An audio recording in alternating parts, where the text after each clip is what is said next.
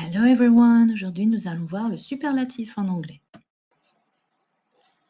Avec le superlatif, on exprime le plus ou le moins, le superlatif de supériorité ou le superlatif d'infériorité.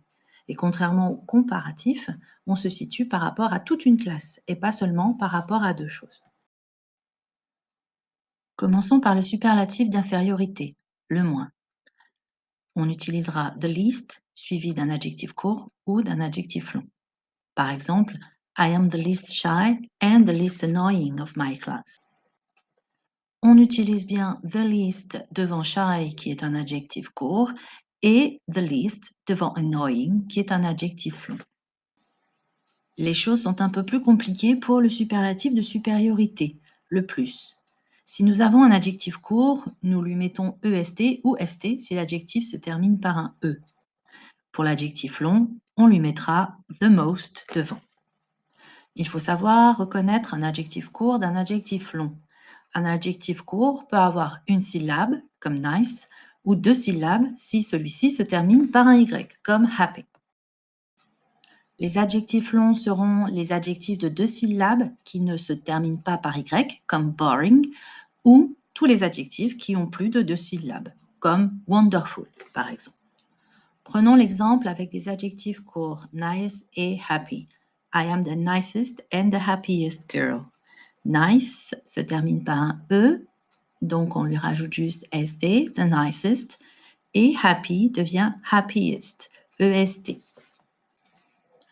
Attention cependant à l'orthographe, car pour pouvoir mettre EST, il faut changer le Y en I. Attention, quand double-t-on la consonne finale? You are the biggest boy of the class.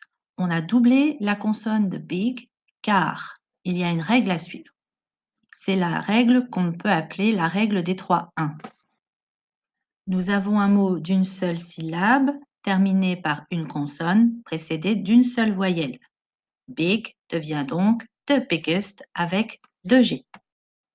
Pour les adjectifs longs, c'est beaucoup moins compliqué. Nous avons the most suivi de l'adjectif long. Par exemple, I am the most amazing girl.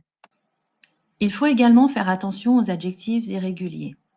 You are the best pupil of the class. Good est devenu the best, comme en français. Bon, le meilleur. Bad, the worst. Far, the farthest, the furthest. Bad, mauvais. Far, loin. Nous pouvons également utiliser ever avec le superlatif. Cela permet d'insister. Par exemple, the shark is the most dangerous animal ever. Le requin est l'animal le plus dangereux de tous les temps. Shakespeare is the greatest playwright ever. Shakespeare est le plus grand dramaturge de tous les temps.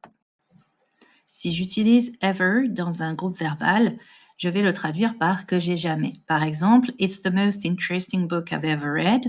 C'est le livre le plus intéressant que j'ai jamais lu.